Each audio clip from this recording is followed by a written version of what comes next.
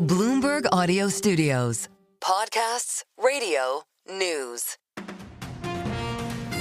This is the Bloomberg Daybreak Europe podcast, available every morning on Apple, Spotify, or wherever you listen. It's Thursday, the 26th of June in London. I'm Stephen Carroll. Coming up today, Donald Trump recommits to NATO after European leaders agree to hike spending on defence. Reports suggest the US president's considering naming Jerome Powell's replacement as Fed chair early. And I'm Caroline Hepker, live at the City UK conference, where the industry body is warning that London's future as a financial centre is not guaranteed. Let's start with a roundup of our top stories. A landmark NATO summit has ended with a bold commitment. All 32 allies will raise military spending to 5% of GDP. On his flight to The Hague, President Trump voiced doubts about his willingness to honour the alliance's commitment to collective defence. However, he later said that discussions with other leaders had changed his view. When I saw the passion they had for the country, almost everyone, and you probably have the tapes, it was very public, but almost every one of them said, thank God for the United States. Without the United States, they couldn't really have NATO. It wouldn't work. It wouldn't work. It will in the future because now they're paying much more money, but it wouldn't work. It was great. And I left here differently. I left here saying that these people really love their countries. It's not a ripoff, and we're here to help them protect their country. Whether all member states eventually reach the spending goal remains an open question. Spain and Slovakia have already expressed doubts about allocating that much money to defence. Spain's reluctance to meet the 5% target drew direct threats of economic retaliation from President Trump. That drove Spain's IBEX 35 index to its biggest decline since early April, closing down 1.6%. President Trump, meanwhile, says that America will hold talks with Iran next week. The news came as the US leader also cast doubt on the necessity of a diplomatic agreement regarding Iran's nuclear program. Meanwhile, Donald Trump again disputed an intelligence assessment from his own government, which stated that Tehran's nuclear program had only been delayed by a matter of months. His message was echoed yesterday by his Defense Secretary Pete Hegseth. When you actually look at the report, by the way, it was a top secret report, it was preliminary, it was low confidence. All right, so this is you make assessments based on what you know. It said it could be very devastating, very serious. Moderate to severe, and we believe far more likely severe and obliterated. Pete Hegseth speaking there as Iran issued a statement claiming its nuclear facilities had in fact been badly damaged, though no further details were provided. The Wall Street Journal is reporting that in recent weeks, the US president has toyed with the idea of selecting and announcing Powell's replacement by September or October. Yesterday, Trump publicly mused over who could succeed Powell. Yeah, I know within 3 or 4 people who I'm going to pick. I mean, he goes out pretty soon, fortunately, because I think he's terrible. We have no inflation. We have a tremendous economy. The US president has referred to the Fed chair as too late Powell due to his reluctance to lower rates. The Wall Street Journal says former Fed Governor Kevin Warsh and NEC Director Kevin Hassett are on Trump's shortlist, alongside former World Bank President David Malpass and the current Fed Governor Christopher Waller. Jerome Powell was back on Capitol Hill for a second day of congressional testimony yesterday. He said the US Central Bank is still struggling to determine the impact of tariffs on consumer prices. Nvidia shares surged to a record high on Wednesday, overtaking Microsoft to become the world's most valuable company. The stock rose by more than 4%, lifting the chip giant's market cap to $3.77 trillion. Nvidia has gained 63% since April, fueled by massive demand for AI hardware and strong earnings. The Director General of the British Chambers of Commerce has warned against raising taxes further on UK companies. Speaking to Bloomberg, Siobhan Haviland said a hike could lead to an economic slowdown in a message to the Chancellor ahead of the BCC's annual conference today. We want the government to look at how they can ease that cost of doing business. Taxes are really dragging our businesses down. We need them to be released to grow. So where's the long-term roadmap for easing the cost of doing business? Siobhan Haviland speaking there. Her warning comes as Rachel Reeves faces pressure from her own party over planned benefit cuts, while also seeking to revive the country's flagging growth. Taxes were raised by £40 billion in Reeves' last budget, including a £26 billion hike to the National Insurance payroll tax, which took effect in April. And as the UK searches for fresh sources of economic growth, the government says it's seeking to increase the recognition of British professional certifications abroad. Bloomberg's Ewan Potts has more. With services making up more than 80% of the country's GDP, the government is turning its attention to boosting the sector's exports. It wants to make it easier for highly skilled employees to work for clients overseas. Number 10 says it wants to use trade deals to expand acceptance of professional accreditations outside the UK, opening up new markets for law, accounting and other highly regulated sectors. Meanwhile, a new report lays bare the economic challenges facing the government, saying the 2020s are on course to be the worst decade for living standards in the past 60 years. According to the Resolution Foundation, a typical UK family's real disposable income in the 5 years to 2030 is set to rise just 1% after adjusting for housing costs. Over the whole decade, the think tank says real disposable incomes are set to see no growth whatsoever. In London, I'm Ewan Potts, Bloomberg Radio.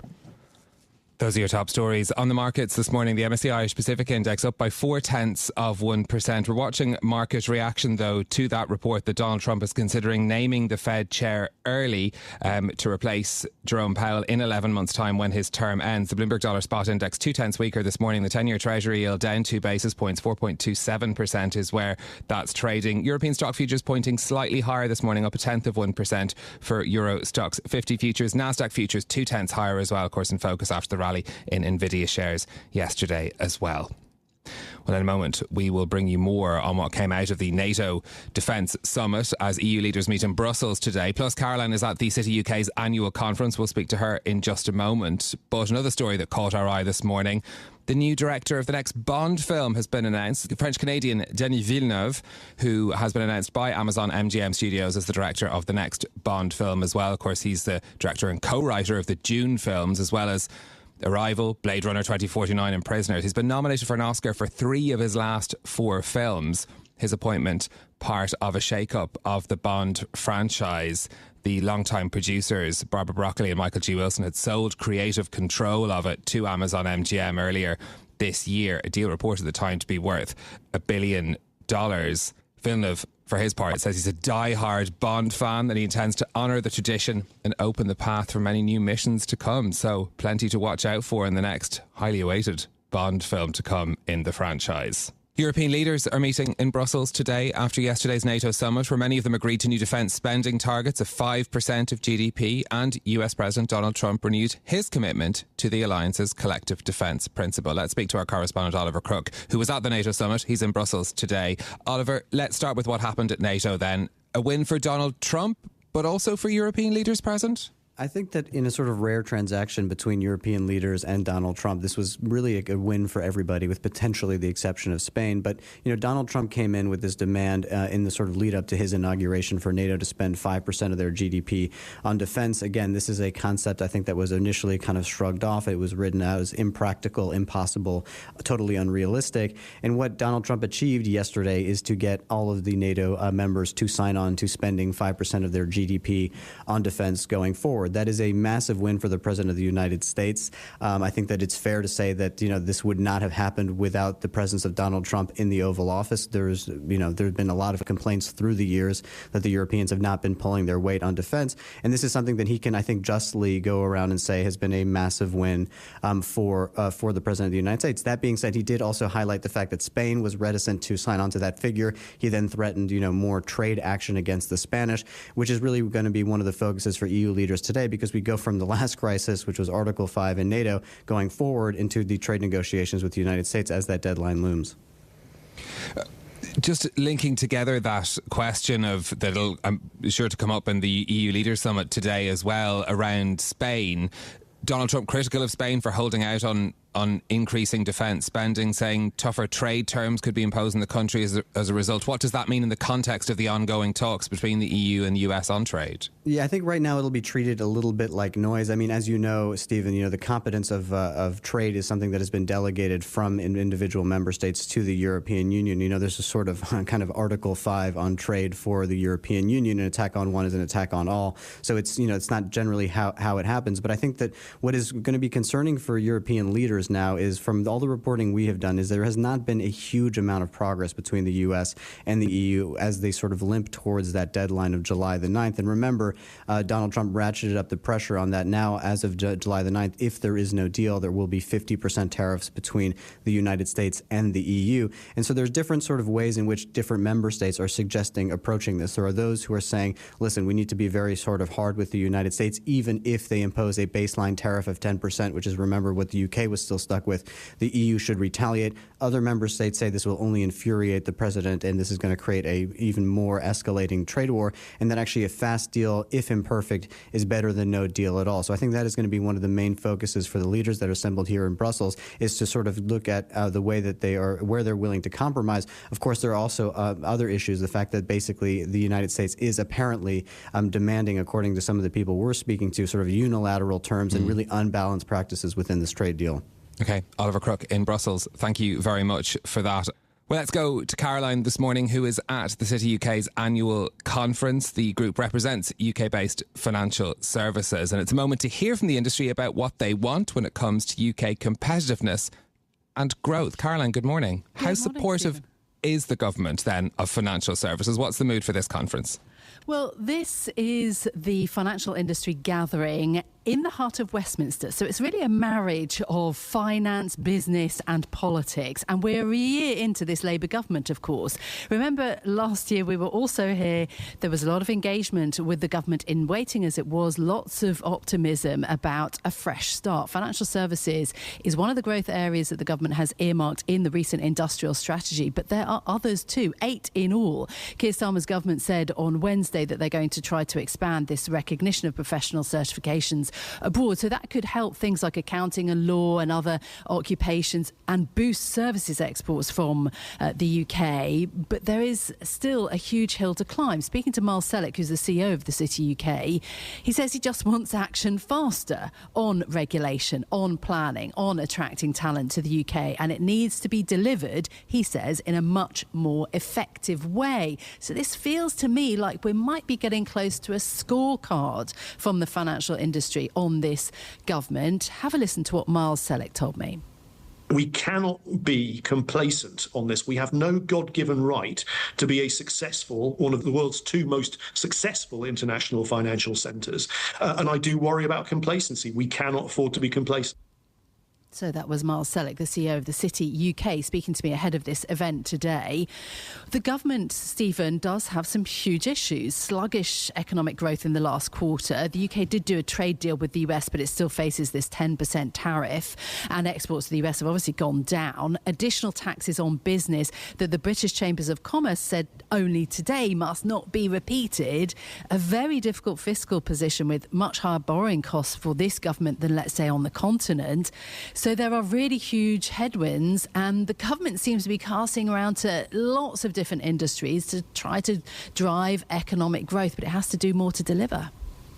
What about, Caroline, questions of deregulation as well? Very much at the forefront of the debate happening in the financial services industry. Yeah, we've tracked lots of reviews and consultations from the PRA, from the FCA, the regulators here in the UK, on remuneration for banks and building society bosses, on consumer protections and financial redress, on politically exposed people, perhaps lots of issues, ESG, ratings agencies, so many issues. But the question is, what does that amount to in total? What is the actual drive on deregulation now? And it also does feel like the government maybe is helping business with one hand, but then taking away with another. I mean, the ending of the non-dom tax benefit overhangs everything. It's prompted something of a wealth exodus. We've seen also swift delistings from the London Stock Exchange in the past year. An area, where, again, the government has tried regulatory changes, but have they really made a difference? Perhaps they take a long time to take effect. So the question is whether it's also too late to reverse that exodus from the London Stock Exchange or not. So deregulation is happening bit by bit. What does it amount to? What is it delivering? I think that's some questions really fodder for the panel that I'm going to be speaking on later. Yeah, indeed. And that's one of the key conversations that we're watching, and we'll bring it to our listeners on Bloomberg Radio later as well. This Caroline, all ahead of the Chancellor's Mansion House speech in a couple of weeks' time. What should we be expecting? What are we expecting to hear from the industry around that? Look, the Chancellor's under pressure. Not just because of her own MPs, but also because of the bond markets. Her headroom is incredibly narrow and it is under constant scrutiny. The Bank of England Governor Andrew Bailey recently warned about this. So there will be lots to look at in the Mansion House speech. Look, the City UK want more details on how the financial services sector can deliver economic growth. They want the actual sort of framework. Will there also be maybe changes to visas, maybe an investment visa, or changes to ISAs? That's also been floated. The bottom line is, will financial services make a difference to productivity and economic growth? How is the government going to do that when their fiscal room to kind of pick winners and losers in the economy is very, very limited? And when you step away from that, why is it so important? It's that Resolution Foundation report that we mentioned just earlier. Household incomes are expected to stagnate this decade. And remember, you have Reform UK riding high in the polls. The Labour government's poll rating has sunk rapidly, much more rapidly than past governments have. And Reform UK has been swift to offer things like a flat tax for wealthy people wanting to move into the UK, or a flat tax for people up to £20,000 in income. So they're there, on the sidelines, making their offers as the Labour government it has to come up with their own answers. So, yeah, lots of expectation for the Mansion House speech on the 15th of July too. This is Bloomberg Daybreak Europe, your morning brief on the stories making news from London to Wall Street and beyond. Look for us on your podcast feed every morning on Apple, Spotify and anywhere else you get your podcasts. You can also listen live each morning on London DAB Radio, the Bloomberg Business app and Bloomberg.com. Our flagship New York station is also available on your Amazon Alexa devices. Just say, Alexa, play Bloomberg 1130. I'm Caroline Hepker. And I'm Stephen Carroll. Join us again tomorrow morning for all the news you need to start your day, right here on Bloomberg Daybreak Europe.